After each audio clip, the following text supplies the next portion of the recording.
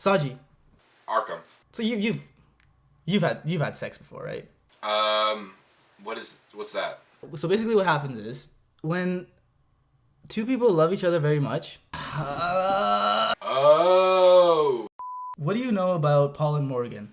Well, I don't know them that well, but I do know that Paul could either be the husband or the wife, and Morgan could be the husband or the wife. They're both very ambiguous names. Or not ambiguous, sorry. They're both very unisex names, I feel like. Honestly, and that was really socially conscious of you to even say that. And I think you saying that is going to piss them off a lot because they're not the socially conscious type of people. They're just a run-of-the-mill Christian couple YouTube channel. You know, there's 1,000 of them. But what makes them a little bit different is that they're willing to talk about sex with us. Because us two, we're little bitch boy, little virgin, little pussy boys, little like bitch boys, like little pussy boys, like little bitch boys, virgins. Say it one more time, please.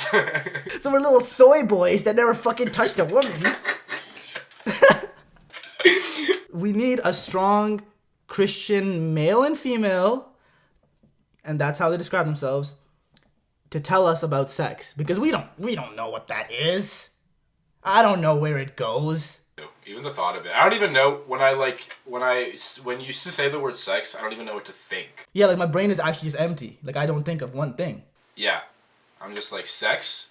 I've just heard that that's bad and I shouldn't do it. So basically we don't know anything about sex. So we need to learn from Paul and Morgan with their stream that they put out in the summer called What We Wish We Knew About Sex. I see this as a bit of like a sex ed for adults. So Saji, I want to educate you, I want to educate myself, and educate anyone watching at home that sex is okay for the most part.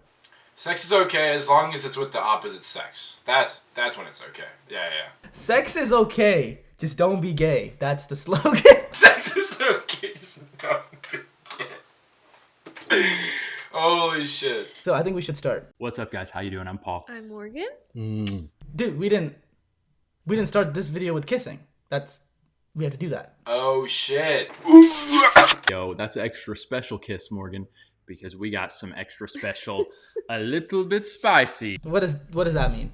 Spicy? A little bit spicy. That's like white for just a little bit raunchy. Yeah, it's the Christian word for horny.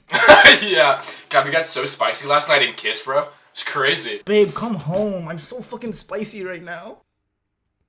It could get spicy. It could get a little awkward. It's just the beauty of talking about this stuff. We want to approach it well, but we also don't want to be one of those channels that like says we're going to talk about sex and then we're super vague and super safe.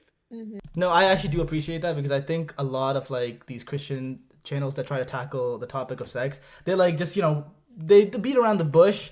Yeah. I mean, they were like, yeah, we're going to get just a little bit spicy, but I think they should talk about all the details. Get into it. How fast does Paul last? I mean, how long does Paul last? All of that. I really want to know. We're not going to get overly descriptive. We're not. What the fuck? I need it to get spicy. I need to hear about the details. Does he eat it or does he not? My goal is for this to be a video that if we would have watched this after 4 months of dating and we were starting to think about marriage. 4 months of dating and they're thinking about marriage? That like they got married That is some Christian ass shit. This is my theory, right? They're just like, oh, we've been dating for a while, or not even for a while. We've been dating for 4 months. We feel connected. Maybe, we should connect more. But the only way we can do that is by getting married. You have to. That's the one thing that's standing in your way to bliss. And by bliss, I mean coming. The first thing I knew about, I wish I had known about sex, was this. Okay. Don't expect your sex, once you get married, don't expect the sexiness and the... Yeah, that's what sex is really, just a big explosion. Adventuresome, crazy, awesome stuff to go from 0 to 100 right out of the gate. realize that is going to take some time. And if I had realized that before getting married, I wouldn't have brought out the whipped cream on our honeymoon. It was a bad idea. It made Morgan cry. Oh my god. First or second time you've ever had sex and he's like, you know what this needs? He's like, yeah, off the bat already, this is really boring. I need to bring in some whipped cream. Or he just has like a really big sweet tooth. So he's like, fuck, I need to like eat some whipped cream, bro. He's like having sex, but instead of putting the whipped cream on her, he's like eating it. You keep going, I'm just gonna... It was a bad idea. It made Morgan cry. Yes, it did. We were like 3 days into our marriage in Miami, Florida on our honeymoon, and he brings out a can of whipped cream, and I'm like... Okay, this isn't something you confess to like the internet. Talk about this within yourself, about your relationship, about your expectations of what sex is, and what you guys are comfortable with. And now they're sitting here like laughing about it awkwardly, and like they've definitely like not cleared it up still. Yeah, she's like, we talked about this. You weren't supposed to say anything, but they're live streaming, so they can't be like, okay, let's cut it. Let's cut that out. They're like, oh fuck, we gotta go with it now. And here's the thing. It sounds. Take that however you want. You're shocked. You're appalled. You're laughing. But in all reality, in my mind, it was, I'm finally married. Now I welcome everything in the kitchen sink. Everything in the kitchen sink and everything in the kitchen. Anything. It's so funny because she's just like laughing at him so clearly. And he's just like, yeah, but guys, you gotta understand, like, I was so ready that I was ready to use anything. Chainsaw, whipped cream, whatever the case may be. That's another issue with like the porn industry. It's painted sex as this like as something that it isn't, and puts an expectation on sex. Exactly. And that's why it needs to be talked about in a way where it's like normal, that to be like, to explore sex like and what it means like early on, like growing up, because then it becomes this weird expectation thing, and it's just not healthy for both the guy and the girl or anyone involved. Like it's just not healthy, and it's clear. But I really hope that they put a little bit of fault and blame on purity culture and not just like on random shit, because that's what it is really. All right, so here's the thing with me. I was not a virgin. Most of you guys know this. When Paul and I got married, like, when I met Paul, I was in a totally different place in my life. I had repented. I was not living in sin in that way. That's like a really interesting thing, like the dynamic between them, because he was a virgin and she wasn't. But I feel a little bit at odds. Again, like, I don't want to speak for everyone, that if has done stuff like that, but she's had sex and that's completely normal, you're allowed to do that, but she's sitting here and telling people, and a lot of her other streams they've done this too, and saying that like this is a woman's role, she's not allowed to do this is not, but she also has. So is that not contradictory? And again, I just want to kind of preface, because I always mention this whenever I talk about like religion in general. It's like I don't have a problem with religion itself at all. I don't have a problem with anyone that practices religion, whatever the case may be. My issues come in when your religion or the rules of your religion harm other people. That's when my line is kind of drawn. And it's like there's a lot of contradictory thinking in religion that not a lot of people kind of see when they're practicing that religion. That is very harmful for people. Yeah, because then you're putting other people down. Like, if you truly believe that and you did it once and you don't want to do it again, or you want to, whatever. Like, whatever the case is, just do it for you and you only, and don't like preach when there's stuff that you haven't done the right way, quote unquote. And when Paul and I got married, like, I felt like a virgin. I felt like I had never done it before. And so... No, I mean, honestly, just, like, let's pause there and say, praise the Lord. Like, that is so cool. It really is. I want to imagine that he's, like, secretly butthurt. Yeah, it's so cool that my wife's not a fucking virgin and I am. Yeah, no, that was a funny-ass reaction. No, it's even, like... It's funny because it's, like... the thing that she's trying to get over, the fact that she feels ashamed that she had sex before she's supposed to, and she had to like get over that fact and repent her sins or whatever, and do whatever she felt like she had to do to get over that. And he's like, yeah, that's fucking dope. Like, that's so sick. It's like, no, that's not cool. She had to go through trauma because she was told that you aren't allowed to have sex before you're married. Yeah, it's such like a fuckboy response. Oh fuck, you have like religious trauma and like you're still trying to get over it and it bothers you every single day. That's fucking hot, actually. Here's my next one. Okay. What I wish I had known was, Paul, be careful what sex books / articles. We'll stick with sex books / articles. Yeah, I was just indulging in hella sex books and articles. Sex books? Who fucking reads a sex book? What is that? Bro, that New York Times article about anal, that shit hits a little bit different. Sex articles? Just say porn, dude. Be careful what sex books / articles. We'll stick with sex books / articles. Yeah, we'll just stick with that. And for certain intrigued personalities, I'm a virgin. I was homeschooled. I'm super excited about sex, and I would like to be somewhat prepared for it. So I'm thinking, what can I digest? What can I ingest? What's the word? What can I devour pre our wedding night? Whoa, what the fuck? What is he talking about? Devour? In the beginning of the video, they're like, oh, it's gonna get spicy, we're not gonna like beat around the bush at all. And now he's saying things like sex articles. Bro, they're hiding in the fucking bush. I was intrigued, and you watch porn. That's how you learned about sex, and that's how, unfortunately, a lot of guys growing up, that's how they learn about sex. Don't lie and sit here and go like, yeah, actually, I was one of the studious kids, and I was reading sex articles. Is there a part of you that like almost feels bad for them? Because a big part of me does. I don't know. It also must just be like an internalized thing, because it's like watching porn is seen as a sin. So it's like if he says that, like he's not allowed to say that because they have a giant Christian YouTube channel, so it's like if he watches porn that he's against everything that he's ever said. Are you ready for this? I want to be able to offer myself and not be completely clueless.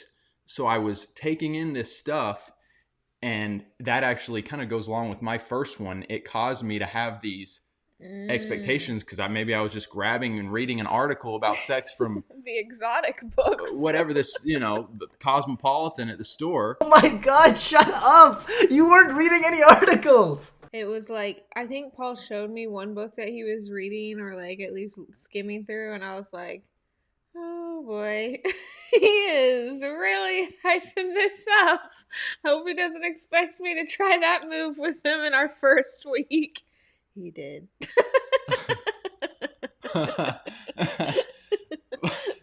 Oh, the awkward laughter is just exhausting. Like, holy shit. It's because they haven't really, like, it seems, it's pretty obvious that they haven't really talked about this, and this is the first time they're bringing it up, and they're both, like, red as fuck, and they're, like, talking about uncomfortable things, but on camera, like, you're not taking your own advice. No, exactly. They're framing an important conversation that's supposed to be just between you and your partner, and they're framing it as a lesson that they're teaching to their audience, as if they're not learning like with their audience. Almost, they're kind of like acting as if they like know, like they already, because they're a couple and they've had sex once, that they know everything. But in reality, like, they're obviously still learning so much shit. And again, I don't want to speak to intricacies of their marriage, but if it's something that you're working on, then keep it to yourself.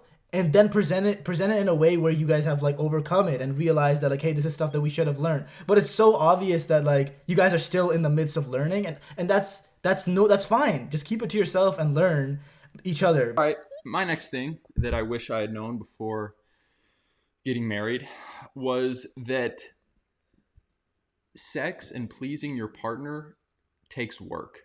And you don't really think of sex being work. Sex is just all pleasure.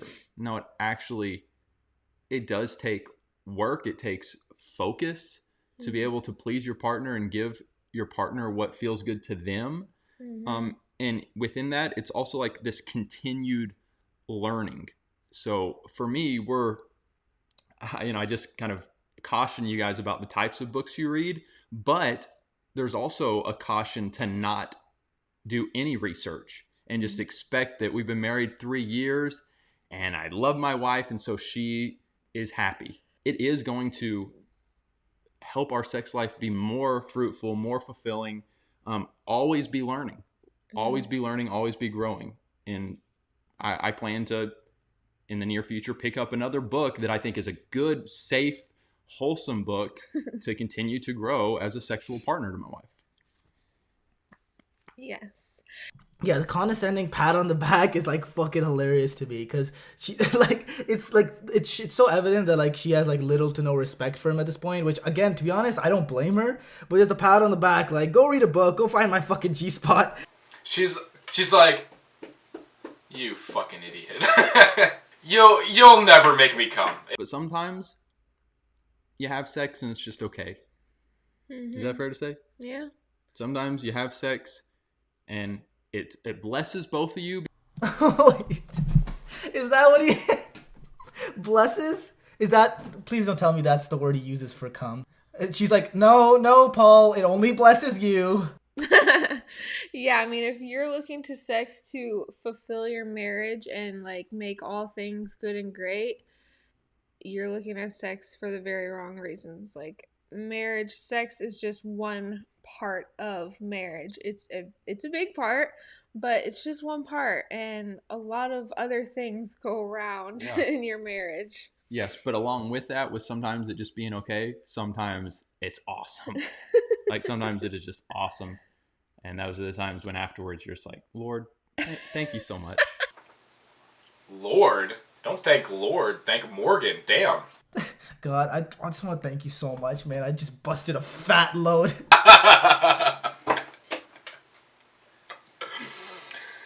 That is so weird. Like, so weird, bro. What are you doing?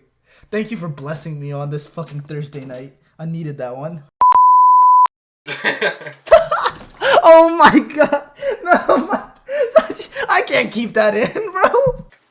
No, don't keep that in, please. All right, here we go. This one's interesting. Okay. What I wish I knew about sex is that sex / lack thereof, and what I mean is when you expected to have it, maybe it was talked about earlier on, or there was some flirty text messages, or you just scheduled like today's our day of sex. I'm sorry. Day of sex. It's the day of sex, honey. The day of sex is upon us. Wake up. Good morning. You just scheduled like today's our day of sex, and then you get ready, like the night is moving towards that, and something happens, and you end up, it's like, oh, we're not gonna have sex. Maybe you get in a fight. Maybe person just gets super exhausted and is too tired. Whatever. For me, sex / lack thereof is, and especially was in our first couple of years, very emotional. And so I remember I would be maybe laying over on my side of the bed, and we had gotten in an argument, and it was like, okay, it's pretty clear that sex isn't happening when I thought it was going to, and it was just brutal. Yeah. And I don't know, I don't get the feeling that it hits you as hard, because there would be times when I was laying there and I was just like, okay, Morgan's mad at me, or something happened, we're not gonna have sex. I was expecting it, and now I just want to, like, it hits you in a way that I don't think I'd ever experienced. Obviously. What is going on? The fact that they're in an argument and they're like laying on opposite sides of bed and not talking to each other, and his first thought is, so I'm not gonna get my dome sucked on. Man. So no head? Damn. That's fucked. It's fucked. No, that's like genuinely like manipulation. Like you should never expect sex. Never. Yeah, especially when like one person is even remotely hesitant or upset at you or mad at you. The number one priority is to fix the issue, not to have sex. I just want to go get in my car and just drive. I just want to not be here. I'm angry, like literally so many emotions, because I think it's a combination of sex is just so pleasurable, but it's also so intimate and so beautiful, and suddenly that's being taken away. He's describing blue balls, right? In like the most like emotional way ever. It's not even blue balls. It's just like him being an asshole. Like, because I think it's a combination of sex is just so pleasurable, but it's also so intimate and so beautiful, and suddenly that's being taken away. Yeah, like a big baby. Like, okay, yeah, you guys got in an argument. Like, it's not about sex anymore. It's about fixing the argument. yeah, the fact that's not even what he's talking about. He still thinks like, I don't know. He's still thinking about how he didn't get to have sex. Like, still, he's thinking about that. Yeah, and it just hits me in my fucking core, you know, that you don't want to have sex with me. Like, yeah, I literally ignored you the whole day, and I didn't buy you flowers, and I said your mom's ugly, but like, what? You're not gonna fucking have sex with me tonight? It was our annual sex day. Yeah, it definitely, like, if Paul and I get into an argument and sex doesn't end up being on the table that night or whatever, in the first few years of our marriage, I knew that it hit Paul way harder than it hit me. Like, I would just roll over and be like, good night. So you knew. Like, of course I knew. So you were aware? And you just rolled over and... Yeah, I wasn't having sex with you. I was mad at you. Which is completely fair. And he's like taking it personally and using it against her. Oh, so you knew. So you knew that my balls were filled with sperm and wanting to burst out. And you didn't want to fucking top me off. You're a fucking asshole. Like, no, Paul, you're the asshole.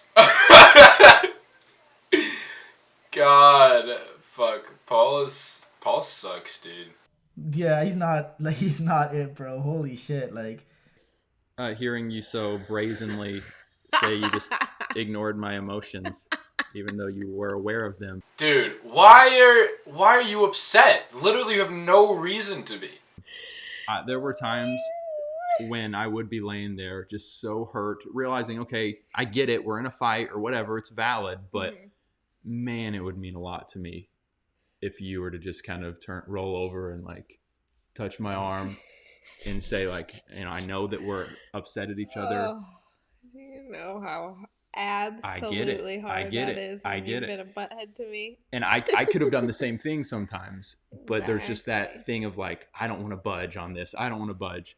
But man, just for you guys watching, maybe married people getting ready to be married, if you can just humble yourself and turn over to your partner and scratch their back and say, hey, we may not get this worked out tonight, but I love you and let's go ahead and have sex. What the fuck? I thought he was gonna say, oh my god, I thought he was gonna say, yeah, we're not gonna fix it tonight, we'll worry about it later. I'm sorry, good night. You know, like, some rational shit a normal person would do. Yeah, we're having some fundamental issues with our relationship, but we can't really figure it out right now, but, you know, let's bone. Fuck you, Paul.